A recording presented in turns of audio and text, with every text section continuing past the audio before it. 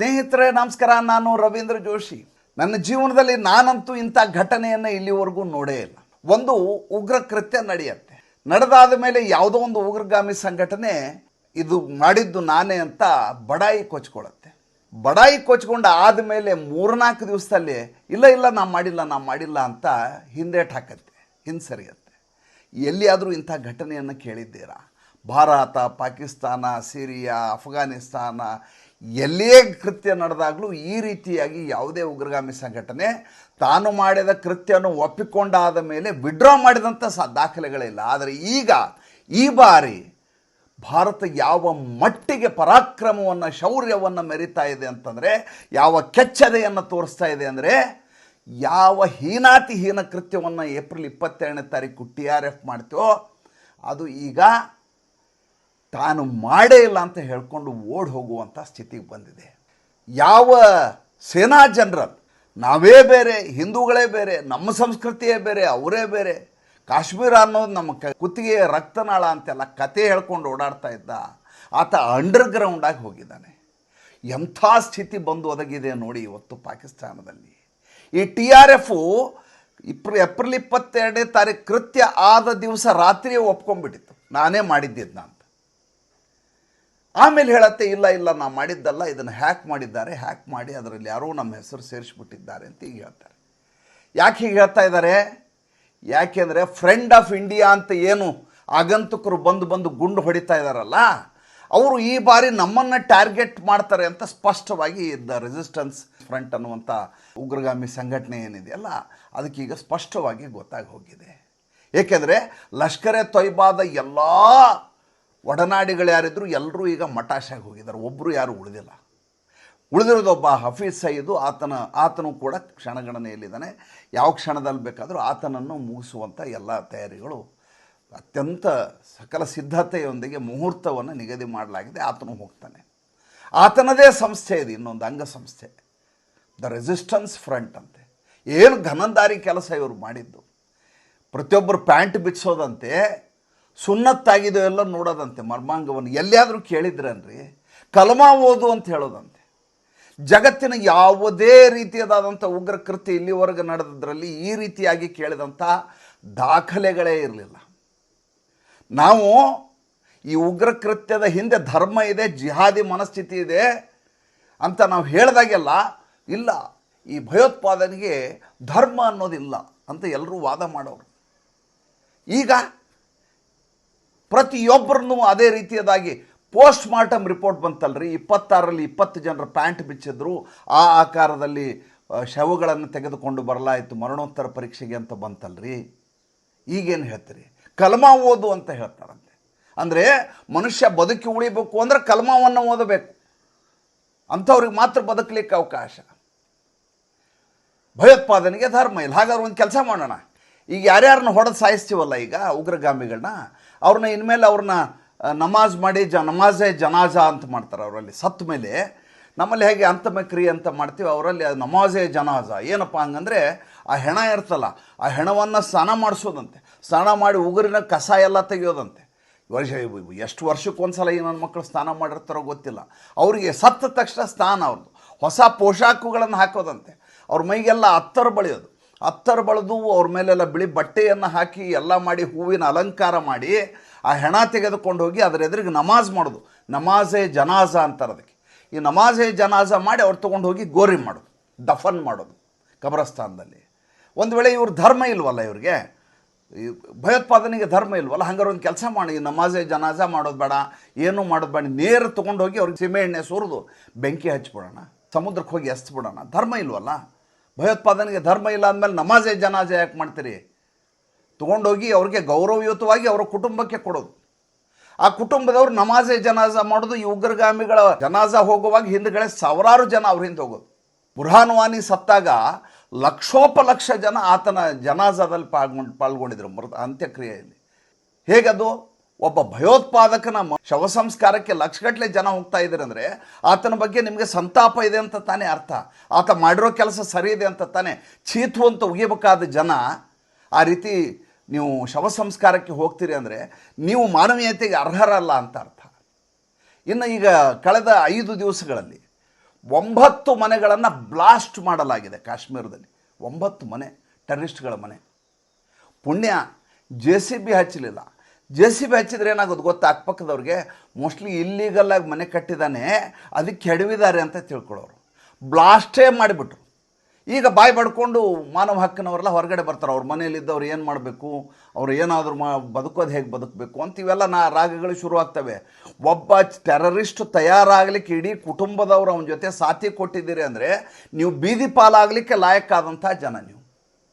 ನಿಮಗೆ ವಿಳಾಸವೇ ಇರಬಾರದು. ಆ ರೀತಿ ಎಲ್ಲರ ಮನೆಗಳನ್ನು ನಾಶ ಮಾಡಬೇಕು. ಇದರ ಭಾಳ ಮುಂಚೆ ಮಾಡಬೇಕಾಗಿತ್ತು, ಭಾಳ ತಡ ಆಗಿ ಮಾಡಿದರು.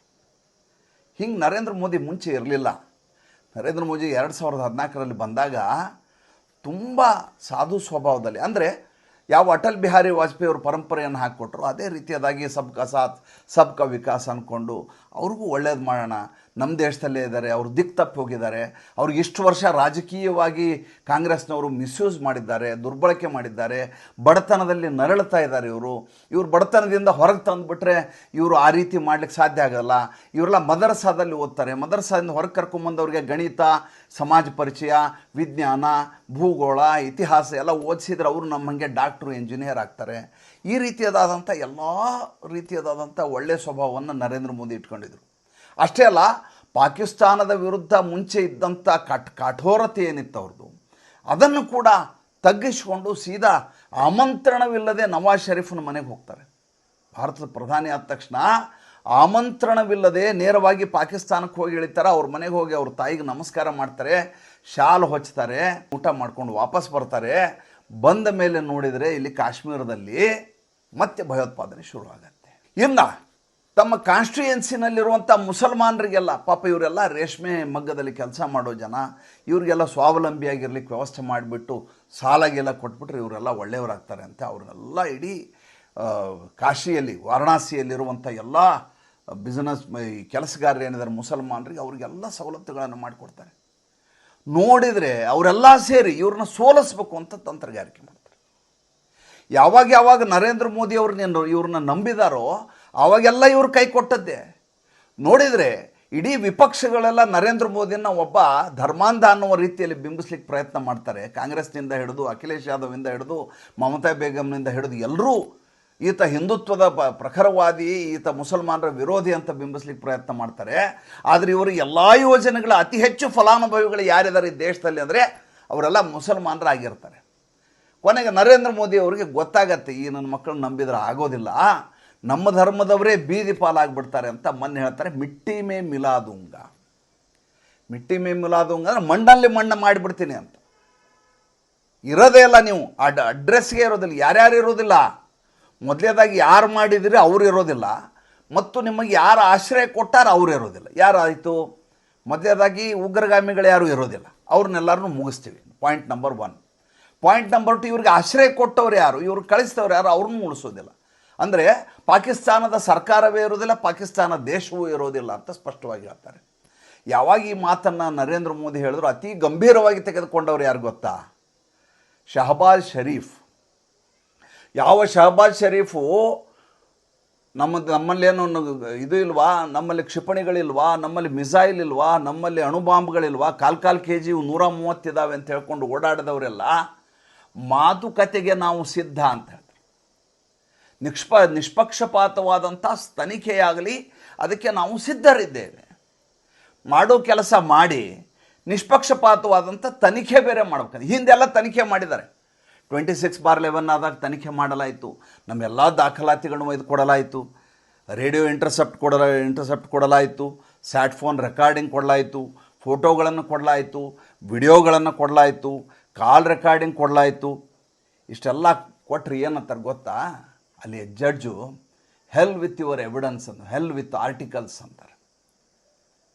ಅಂದರೆ 10 ಜನ ಏನು ಟೆರರಿಸ್ಟ್ಗಳು ಬಂದು 26/11 ಮಾಡಿದ್ರು, hell with evidence, hell with your articles ಅಂತ ಹೇಳ್ತಾರೆ. ಅಂದರೆ ಎಲ್ಲ ಸುಳ್ಳು ಅನ್ನುವ ರೀತಿಯಲ್ಲಿ ಹೇಳ್ತಾರೆ. ಎರಡನೇದು, ಪಠಾಣ್ಕೋಟ್ ಏರ್ಬೇಸ್ ಆಗುತ್ತೆ, ಏರ್ಬೇಸ್ನಲ್ಲಿ ಅಟ್ಯಾಕ್ ಆಗುತ್ತೆ. ಇದು ಅತ್ಯಂತ ನಮ್ಮ ಇದಕ್ಕೆ ಆತ್ಮಕ್ಕೆ ಹೊಡೆದಂಥದ್ದು. ಯಾಕೆಂದರೆ ಬೇರೆ ಯಾವುದೋ ಸಿವಿಲಿಯನ್ ಏರಿಯಾನೋ ಅಥವಾ ಯಾವುದೋ ಗಡಿನಲ್ಲಿ ಆದರೆ ಓಕೆ, ನಮ್ಮ ನಮಗೆ ಧೈರ್ಯ ಇರೋದು ನಮ್ಮ ಸೈನ್ಯದ ಮೇಲೆ. ಸೈನ್ಯದ ನೆಲೆಗೆ ನೀವು ಅಟ್ಯಾಕ್ ಮಾಡಿಬಿಟ್ರೆ ದೇಶ ಸುಭದ್ರವಾಗಿಲ್ಲ ಅಂತ ಜನರಿಗೆ ಸಂದೇಶ ರವಾನೆ ಆಗತ್ತೆ. ಈ ದೇಶದ ಬದುಕು ಅನಿಶ್ಚಿತತೆಯಿಂದ ಕೂಡತ್ತೆ. ಆವಾಗಲೂ ದಾಖಲಾತಿಗಳನ್ನ ಕೊಡಾಯಿತು, ಅದಕ್ಕೋಸ್ಕರ ಕರ್ಕೊಂಬಂದ ತನಿಖೆಯನ್ನು ಮಾಡಿಸ್ಲಾಯಿತು. ಆವಾಗಲೂ ಉಲ್ಟಾ ಹೊಡೆದ್ರಿ.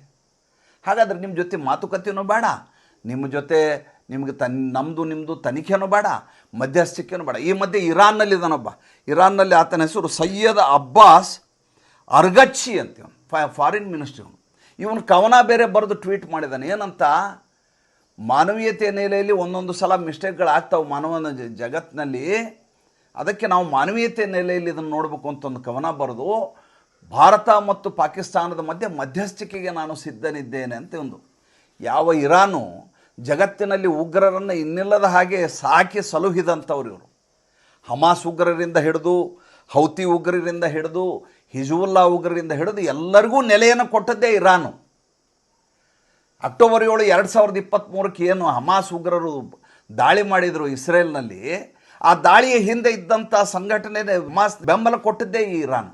ಅಂಥ ಇರಾನು ಈಗ ನಾನು ಮಧ್ಯಸ್ಥಿಕೆ, ಏನು ಮಧ್ಯಸ್ಥಿಕೆ, ನಮ್ಮವ್ರನ್ನ ಸಾಯಿಸಿ ಆದಮೇಲೆ, ನಮ್ಮ ಇಡೀ ದೇಶದ ಆತ್ಮಕ್ಕೆ ನೀವು ಬಂಜರ ಹಾಕಿದ ಮೇಲೆ ನಿಮ್ಮ ಜೊತೆ ಮಾತುಕತೆ, ಪಾಕಿಸ್ತಾನದ ಜೊತೆ ಮಾತುಕತೆಯನ್ನು ನಡೆಸ್ಬೇಕಂತೆ. ಅಲ್ಲಿ ಶಹಬಾಜ್ ಶರೀಫ್ ಹೇಳ್ತಾನೆ, ನಾವು ಮಾತುಕತೆಗೆ ಸಿದ್ಧ, ಯಾರು ಬೇಕಾದ್ರೂ ಬರಲಿ ಅಂತ. ಯಾಕೆ ಹೀಗೆಲ್ಲ ಹೇಳ್ತಾ ಇದ್ದಾರೆ ಅಂದ್ರೆ ಅದರಿಂದ ಒಂದು ಭಾಳ ದೊಡ್ಡ ಕಾರಣ ಇದೆ. ಏನಪ್ಪ ಅಂತಂದರೆ, ಇವತ್ತು ಇವ್ರಿಗೆಲ್ಲ ಸಪೋರ್ಟ್ ಮಾಡ್ತಾ ಇದ್ದಂಥವ್ರು ಯಾರ್ರೀ? ಒಂದು ಕಡೆ ಚೈನಾ ಇವ್ರಿಗೆ ಸಪೋರ್ಟ್ ಮಾಡ್ತಾ ಇತ್ತು, ಎರಡನೇ ಕಡೆ ಅಮೇರಿಕಾ ಸಪೋರ್ಟ್ ಮಾಡ್ತಾ ಇತ್ತು. ಅಮೇರಿಕಾ ಯಾಕೆ ಸಪೋರ್ಟ್ ಮಾಡ್ತಾ ಇತ್ತು ಅಂತಂದರೆ, ಅಮೇರಿಕೆ ಭಾರತ ಯಾವತ್ತೂ ಈ ದೇಶದ ಜಗತ್ತಿನಲ್ಲಿ ಭಾಳ ದೊಡ್ಡ ಮಟ್ಟದ ಶಕ್ತಿಯಾಗಿ ಹೊರಹೊಮ್ಮಬಾರದು ಅನ್ನುವಂಥ ಎಡಪಂಥೀಯ ಧೋರಣೆ ಇರುವಂಥ ಸರ್ಕಾರಗಳಿದ್ವು. ಜೋ ಬೈಡನ್ನಿಂದ ಹಿಂದೆ ಇದ್ದಂಥ ಕಾಲದಿಂದ ಹಿಡಿದು ಅದ್ರ ಹಿಂದಿರುವಂಥ ಎಲ್ಲರೂ ಕೂಡ ಅಮೇರಿಕವನ್ನು ಪೋಷಿಸಿಕೊಂಡು ಬಂದರು. ನಿನ್ನೆ ಅವರ ರಕ್ಷಣಾ ಸಚಿವ ಅದೇ ಹೇಳ್ದ, ಅಮೇರಿಕಾ, ಬ್ರಿಟನ್ ಮತ್ತು ಐರೋಪ್ಯ ರಾಷ್ಟ್ರಗಳು ನಮಗೆ ನಿರಂತರವಾಗಿ ಫಂಡಿಂಗ್ ಮಾಡಿದ್ರಿಂದ ಇಂಥ ಕೀಳು ಕೆಲಸವನ್ನು ನಾವು ಮಾಡಿದ್ವಿ ಅಂತ ಹೇಳ್ದವನು ಶೇಖ್ ಆಸಿಫು. ಲಿಟರಲ್ಲಿ ಒಪ್ಕೊಂಡಿದ್ದಾನವನು, ಅದು ವಿಡಿಯೋದಲ್ಲಿ, ಅದು ಸಂದರ್ಶನದಲ್ಲಿ ಒಪ್ಕೊಂಡಿರೋದು, ಇಲ್ಲ ಅಂತ ಉಲ್ಟಾ ಹೊಡೆಯಂಗೆ ಇಲ್ಲ. ಆ ಅಮೇರಿಕಾ ಈಗ ಪಾಕಿಸ್ತಾನದ ಪರವಾಗಿ ನಿಲ್ಲಿಕ್ಕೆ ಅಲ್ಲಿ ಅವರ ಅಧ್ಯಕ್ಷ ಯಾರೂ ಇಲ್ಲ, ಅಲ್ಲಿರೋದು ಡೊನಾಲ್ಡ್ ಟ್ರಂಪ್. ಡೊನಾಲ್ಡ್ ಟ್ರಂಪ್ ಸರ್ಕಾರದ ಡೈರೆಕ್ಟರ್ ಆಫ್ ನ್ಯಾಷನಲ್ ಇಂಟೆಲಿಜೆನ್ಸ್ ಏನಿದ್ದಾರೆ, ತುಳಸಿ ಗಬಾರ್ಡ್, ಅವರು ನಿನ್ನೆ ಟ್ವೀಟ್ ಮಾಡಿದ್ದಾರೆ, ಭಾರತ ಈ ಉಗ್ರ ಕೃತ್ಯವನ್ನು, ಉಗ್ರಗಾಮಿಗಳನ್ನು ದಮನಿಸುವಲ್ಲಿ ಏನೇನು ನಮ್ಮ ಸಹಾಯ ಕೇಳುತ್ತೋ ಎಲ್ಲ ಸಹಾಯವನ್ನು ಮಾಡಲಿಕ್ಕೆ ನಾವು ಸಿದ್ಧರಿದ್ದೇವೆ, ಅವರು ಕೈಗೊಳ್ಳುವಂಥ ಎಲ್ಲ ಕ್ರಮಕ್ಕೂ ನಮ್ಮ ಬೆಂಬಲ ಇದೆ ಅಂತ ತುಳಸಿ ಗಬಾರ್ಡ್ ಹೇಳಿರೋ ಮಾತು ಟ್ವೀಟ್ ಮಾಡಿದ್ದಾರೆ.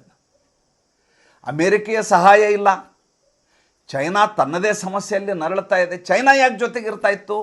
ಚೈನಾ ಯಾಕೆ ಜೊತೆಗಿರ್ತಿದ್ದು? ಅವ್ರು ಸಿಪೆಕ್ ಇತ್ತು, ಅವರು ಅಲ್ಲಿ ಗ್ವಾಡರ್ ಇದು ಇತ್ತು, ಪ್ರಾಜೆಕ್ಟ್ ಇತ್ತು, ಆಮೇಲೆ ಬೇಕಾದಷ್ಟು ಫಂಡಿಂಗ್ ಮಾಡಿದೆ, ಸಾಲ ಕೊಟ್ಟಿದೆ, ಅಲ್ಲಿ ಏರ್ ಬೇಸ್ನ ಬರ್ಸ್ಕೊಂಡಿದೆ, ಅಲ್ಲಿ ವಿಮಾನ ನಿಲ್ದಾಣ ಬರ್ಸ್ಕೊಂಡಿದೆ, ಅಲ್ಲಿ ಸ್ಟೇಡಿಯಮ್ಮನ್ನು ಬರ್ಸ್ಕೊಂಡಿದೆ.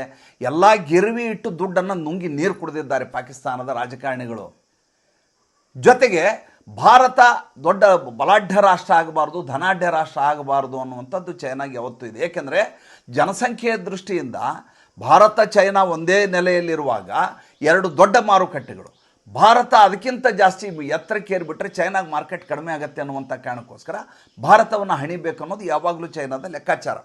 ಹೀಗಾಗಿ ನಿರಂತರವಾದಂಥ ಪ್ರಯತ್ನವನ್ನು ಮಾಡ್ತಾ ಬಂತು, ಅದಕ್ಕೆ ತಮಗೆಲ್ಲ ಗೊತ್ತಿದೆ. ಈಗ ಚೈನಾ ಕೂಡ ಜೊತೆಗಿಲ್ಲ, ಅಮೇರಿಕಾ ಜೊತೆಗಿಲ್ಲ, ಉಳಿದ ಎಲ್ಲ ರಾಷ್ಟ್ರಗಳು ಕೂಡ ಭಾರತ ಜೊತೆಗಿದ್ದಾವೆ. ಅದಕ್ಕೆ ಅಲ್ಲಿ ಉಗ್ರಗಾಮಿಗಳು ಹೆದರ್ತಾ ಇದ್ದಾರೆ. ಜೊತೆಗೆ ಅಲ್ಲಿಯ ಶಹಬಾಜ್ ಶರೀಫು ಮಾತುಕತೆ ನಡೆಸ್ತೀನಿ ಅಂತಾರೆ. ಜೊತೆಗೆ ಅಲ್ಲಿಯ ಸೇನಾ ಜನರಲ್ ಇದನ್ನಲ್ಲ, ಯಾರು ಇವತ್ತು 5 ಜನ ಉಗ್ರಗಾಮಿಗಳನ್ನು ಕಳಿಸಿ ನಮ್ಮವ್ರನ್ನ, ಅಮಾಯಕರನ್ನು ಹತ್ಯೆ ಮಾಡಿದ್ನಲ್ಲ, ಆತ ಅಂಡರ್ಗ್ರೌಂಡ್ ಆಗಿದ್ದಾನೆ. ಇಂಥ ಸ್ಥಿತಿಯಲ್ಲಿ ಪಾಕಿಸ್ತಾನ ಇದೆ. ನಮ್ಮಲ್ಲಿ ನೋಡಿದರೆ ಇಷ್ಟೆಲ್ಲ ಪರಿಸ್ಥಿತಿ ಇರುವಾಗ ಇದಕ್ಕಿಂತ ಒಳ್ಳೆಯ ಸ್ಥಿತಿ ಯಾವತ್ತೂ ಯುದ್ಧ ಮಾಡಲಿಕ್ಕೆ ಸಿಗೋದಿಲ್ಲ. ಯಾಕೆಂದರೆ ಎಲ್ಲ ರೀತಿಯ ಅನುಕೂಲ ಭಾರತಕ್ಕಿದೆ. ಭಾರತದ ಜನ ಈ ಪಾಕಿಸ್ತಾನದ ಟೆರರಿಸಮ್ನಿಂದ ಬೇಸತ್ತು ಹೋಗಿದ್ದಾರೆ. ರಕ್ಷಣಾ ವಲಯಕ್ಕೆ ಇನ್ನಿಲ್ಲದ ಹಾಗೆ ನಮ್ಮ ತೆರಿಗೆ ದುಡ್ಡನ್ನು ಪಂಪ್ ಮಾಡ್ತಾ ಇದ್ದೀವಿ. ಆದರೂ ಬೆಳಗ್ಗೆ ಎದ್ದರೆ ಒಂದಿಲ್ಲ ಒಂದು ಕಡೆ ಈ ರೀತಿಯಾದಂಥ ದುಷ್ಟ ಚಟುವಟಿಕೆಗಳು ನಡೀತಾನೆ ಇದ್ದಾವೆ. ಈಗ ಭಾರತೀಯರು ಸಹನೆಯನ್ನು ಕಳ್ಕೊಂಡಿದ್ದಾರೆ. ಹೇಗಾದರೂ ಮಾಡಿ ಮಟ್ಟ ಹಾಕಿ ಪಾಕಿಸ್ತಾನವನ್ನು ಮುಗಿಸಿ ಎಷ್ಟು ಖರ್ಚಾದರೂ ಪರವಾಗಿಲ್ಲ ಅಂತ ಭಾರತದ ಜನ ಸಿದ್ಧರಾಗಿದ್ದಾರೆ. ಆದರೆ ನಮ್ಮ ಸಿದ್ದರಾಮಯ್ಯನವ್ರಿಗೆ ಮಾತ್ರ ಪಾಪ ಯುದ್ಧ ಬೇಕಾಗಿಲ್ಲ. ಈಗ ಅದ್ರಾಗತ್ತೆ. ಫಸ್ಟ್ಗೆ ಯುದ್ಧ ಬೇಕಾಗಿಲ್ಲ, ಇದು ಭದ್ರತಾ ವೈಫಲ್ಯ. ಸ್ವಾಮಿ, DJ ಹಳ್ಳಿ KJ ಹಳ್ಳಿನಲ್ಲಿ ನಿಮ್ಮ MLA ಮನೆಯನ್ನೇ ಬೆಂಕಿ ಹಚ್ಚಿ ಸುಟ್ರಲ್ಲ, ಆವಾಗ ಭದ್ರತಾ ವೈಫಲ್ಯ ಆಗಿರಲಿಲ್ವಾ? ಬೇಹುಗಾರಿಕೆ ವೈಫಲ್ಯ ಆಗಿರಲಿಲ್ವಾ? ಮೈಸೂರಲ್ಲಿ ಉದಯಗಿರಿ ಪೊಲೀಸ್ ಠಾಣೆಯ ಮೇಲೆ ದಾಳಿಯನ್ನು ಮಾಡಿದ್ರಲ್ಲ ಮತಾಂಧರು, ಆವಾಗ ಭದ್ರತಾ ವೈಫಲ್ಯ ಆಗಿರಲಿಲ್ವ? ಆವಾಗೆಲ್ಲ ಅಲ್ಲ, ಇಲ್ಲಿ ಭದ್ರತಾ ವೈಫಲ್ಯ ಆಗಿದೆ. ಆದ್ದರಿಂದ ಯುದ್ಧ ಬೇಡ. ಯಾವಾಗ ಉಲ್ಟಾ ಹೊಡೆದು, ಯಾವಾಗ ಪಾಕಿಸ್ತಾನದ ಚಾನಲ್ನಲ್ಲೆಲ್ಲ ಸಿದ್ದರಾಮಯ್ಯನವರು ವಜೀರ್ ಆಲಮ್ ಅಂತ ಬರ್ಲಿಕ್ಕೆ ಶುರುವಾಯಿತು, ಆವಾಗ ಗಾಬರಿ ಶುರುವಾಯಿತು. ಏನೋ ಎಡವಟ್ಟಾಯ್ತದು, ಮಿಸ್ ಫೈರ್ ಆಯ್ತದು ಅಂಥೇಳಿ, ಹಿಟ್ ವಿಕೆಟ್ ಆಯಿತು ಅಂಥೇಳಿ. ಇಲ್ಲ, ನಾನು ಯುದ್ಧ ಬೇಡ ಅಂದಿಲ್ಲ, ಈಗ ಬೇಡ ಅಂತ ಹೇಳಿದ್ದು ನಾನು. ಹಂಗಾರೆ ಯಾವಾಗ ಮೈಸೂರಿನಲ್ಲಿ ಮಾಂದೋನ ಸರ್ಕಲಲ್ಲಿ ಒಂದು ಬಂಗ್ಲೆ ಕಟ್ತಾ ಇದ್ದಾರೆ, ದೊಡ್ಡದು, 100 ಕೋಟಿ ರೂಪಾಯಿ ಬಂಗ್ಲೆ. ಆ ಬಂಗ್ಲೆ ಗೃಹ ಪ್ರವೇಶ ಆದಮೇಲೆ ಏನಾದರೂ ಮಾಡೋಣವಾ? ಅಥವಾ ನಿಮ್ಮ ಮೂಡ ಸೈಟ್ಗಳದು ಎಲ್ಲ ತನಿಖೆ ಎಲ್ಲ ಮುಗಿದ ಮೇಲೆ ಆಮೇಲೆ ಏನಾರು ಯುದ್ಧ ಶುರು ಮಾಡೋಣವಾ? ನೋಡ್ರಿ, ದೇಶದ ಬಗ್ಗೆ ಕಳಕಳಿ ಇರಬೇಕಾದಂಥ ಮನುಷ್ಯ ರಾಜಕೀಯವನ್ನು ಮಾಡ್ತಾರೆ. ಇವರ ಪಕ್ಷದ ಮಲ್ಲಿಕಾರ್ಜುನ ಮುತ್ಯಾನೆ ಆ ರೀತಿ ಮಾತಾಡ್ತಾ ಇಲ್ಲ, ಉಳಿದವ್ರು ಯಾರು ಮಾತಾಡ್ತಾ ಇಲ್ಲ. ಈತನಿಗೆ ದ್ವೇಷ. ಯಾರ ಮೇಲೆ ದ್ವೇಷ? ಹಿಂದೂಗಳ ಮೇಲೆ ದ್ವೇಷ. ಅದಕ್ಕೆ ಈ ರೀತಿಯಾದಂಥ ಮಾತು. ಅದಕ್ಕಾಗಿ ಪಾಕಿಸ್ತಾನದ ಪರವಾಗಿ ಧ್ವನಿ. ಯುದ್ಧ ಮಾಡಬಾರ್ದು. ಭಾರತದ ಜನ ಪ್ರತಿಯೊಬ್ಬರೂ ಪ್ರತಿ ಕ್ಷಣವನ್ನೂ ಯಾವ ಕ್ಷಣದಲ್ಲಿ ಪಾಕಿಸ್ತಾನ ಪತನಗೊಳ್ಳತ್ತೆ ಅನ್ನುವುದನ್ನು ಕಾಯ್ತಾ ಇದ್ದಾರೆ. ಭಾರತೀಯರಿಗೆ ಖಚಿತತೆ ಇದೆ. ನರೇಂದ್ರ ಮೋದಿ ಹೇಳಿದ ಮಾತನ್ನು ಯಾವತ್ತೂ ಹಿಂದೇಟು ಹಾಕಿಲ್ಲ, ಮಾತನ್ನು ಉಳಿಸ್ಕೊಂಡಿದ್ದಾರೆ. ನಮ್ಮ ನರೇಂದ್ರ ಮೋದಿ ಅವ್ರಿಗೆ ಒಂದೇ ಒಂದು ವಿನಂತಿ, ನಿಮ್ಮ 26 ಜನ ಅಮಾಯಕರು ಹೋದ್ರಲ್ಲ, ಹೀನಾತಿಹೀನವಾಗಿ ಅವ್ರು ಕೊಲೆ ಮಾಡಲಾಯಿತು, ಹತ್ಯೆ ಮಾಡಲಾಯಿತು. ನಮ್ಮ ಕುಟುಂಬದಲ್ಲಿಯೇ ಶೋಕ ಆದಷ್ಟು ದುಃಖ ನಮ್ಮಲ್ಲಿದೆ. ಅವ್ರ 13ನೇ ದಿವಸದ ವೈಕುಂಠ ಇದೆಯಲ್ಲ, ಅದಕ್ಕಿಂತ ಮುಂಚೆ ಈ ಪಾಕಿಸ್ತಾನವನ್ನು ಮುಗಿಸ್ಬಿಡಿ. ಅದೊಂದೇ ನನ್ನ ಕಳಕಳಿಯ ವಿನಂತಿ. ನಮಸ್ಕಾರ.